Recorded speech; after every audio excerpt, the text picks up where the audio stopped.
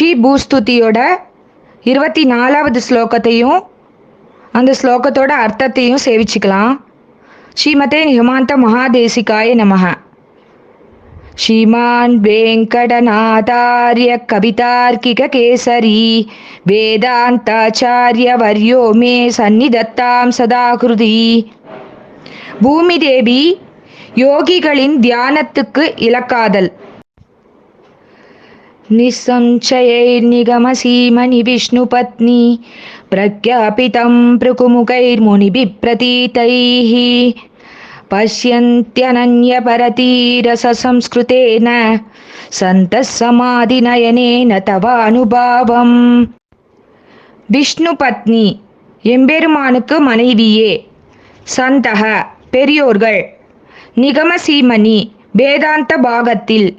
நிச்சம்சயைஹி ஐயமற்றவர்களாய். பிரதீதைஹி புகழ் படைத்தவர்களான. பிருகுமுகைஹி பிருகு முதலிய.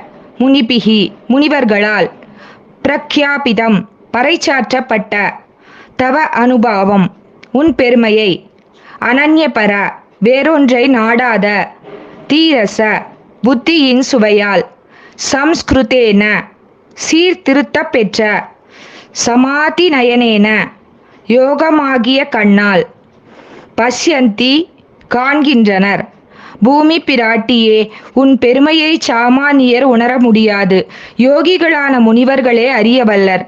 பிருகு முதலிய மகரிஷிகள் வேதாந்த பாகத்தில் கரை கண்டு அவ்வர்த்தங்களை சிறிதும் ஐயமின்றி நிர்ணயம் செய்து மிக்க புகழ் படைத்தவர் ஆவர். அவர்கள் உன் பெருமையை பல்வகையில் உலகுக்கு பறைசாற்றியுள்ளனர்.